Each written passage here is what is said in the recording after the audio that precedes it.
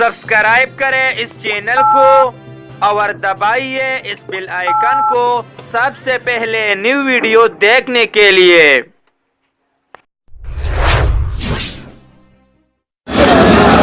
मैं इस मौके पर यह भी कह देना चाहता हूं कि अफगानिस्तान में 17 साल से जो जिहाद जारी था और वहां पर तहरीक तालिबान जिस जुर्रत के साथ बैनुल-अक़वामी क़ुव्वतों के खिलाफ लड़े, बैनुल-अक़वामी फौज के खिलाफ लड़े, आज अगर बैनुल-अक़वामी दुनिया समझती है कि हम अफगानिस्तान से निकलने के लिए तैयार है और वहां पर क़याम अमन के लिए और सियासी इस्तेहकाम के लिए मुज़ाकरात करते हैं, जमीयत उलमाए इस्लाम इसको खुशामदीद कहती है, मुत्तहिदा मजलिस अमल इसको खुशामदीद कहती है।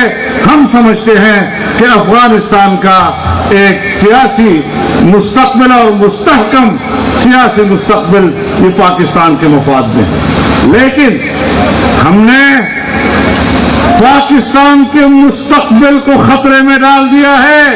जिस तरह कल अफगानिस्तान रूस और अमेरिका की जंग का आमाजगाह रहा, मुमकिन है आने वाले मुस्तक़बिल में पाकिस्तान आलमी क़ुव्वतों की जंग का आमाजगाह बन जाए।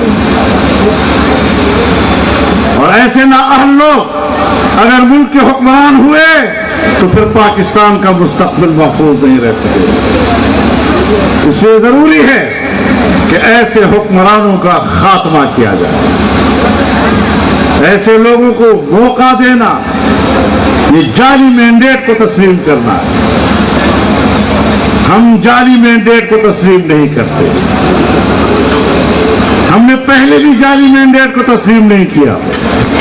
77 की तहरीक कौम को याद है, और हम आज भी किसी किस्म की जाली हुकूमत को कबूल करने के लिए तैयार नहीं। अब हम न बर्दाश्त करेंगे और न कबूल करेंगे। ये जंग जारी रहेगी इंशाअल्लाह। तो तैयार है कहना खबर